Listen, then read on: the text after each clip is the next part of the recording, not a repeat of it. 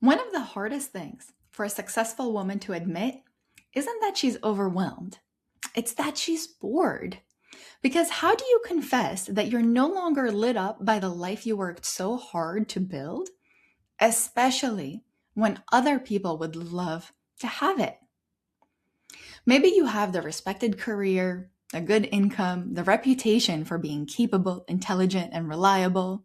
Other people look at your life and they see success, but you're the one who has to live inside it. And lately, it feels less like a life you're actively choosing and more like a life you're exceptionally good at maintaining. That can be incredibly difficult to acknowledge because there may be nothing obviously wrong. There's no dramatic crisis giving you permission to leave, no undeniable catastrophe proving that something needs to change. And when there's no crisis to justify changing your life, desire for more can feel like you're blowing everything up. So instead of listening to your boredom, you judge it. You tell yourself you should be more grateful. You wonder whether you're spoiled, impossible to satisfy, or destined to keep wanting more no matter how much you already have. But your boredom isn't evidence that you're spoiled, ungrateful, or incapable of being satisfied.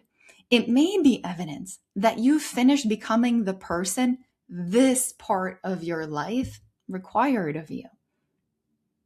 And something in you is now ready to evolve. Sometimes we keep living at a particular life because we're good at it, not because we still want it in the same way. You chose a path, you worked hard, you became excellent at it, and every accomplishment reinforced the idea that you chose correctly. Eventually, other people's admiration became one more reason not to question it. But success is not a lifelong contract with a decision that you made 5, 10, or 20 years ago. And wanting something new doesn't mean that that old thing was wrong or bad. For example, I'm a psychologist. I worked incredibly hard for my doctorate degree, and psychology still matters deeply to me. I still love the work that I do with my therapy clients. And over time, I became interested in coaching too, and then entrepreneurship, and then speaking, and then writing. I wanted to create things. I wanted to share ideas in a different way. I wanted to explore what was possible outside the traditional path that I had trained for.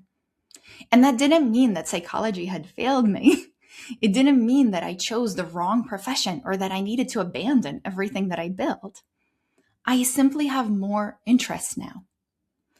We often think that change requires rejection. We believe that if we want something different, we need to make our previous choices wrong. And we make compelling arguments in our own minds to present to imaginary juries evaluating all of our decisions. But gratitude and desire can coexist. You can appreciate the life that you created and still feel curious about another path. You can love parts of your work and want to use your creativity differently.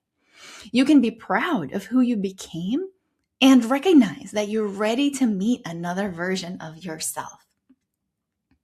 Your boredom is not necessarily an instruction to quit your job and your relationship, start a new business, move across the world, or blow up your entire life tomorrow. But it is data. And you deserve to consider that information without immediately cross-examining yourself for being ungrateful.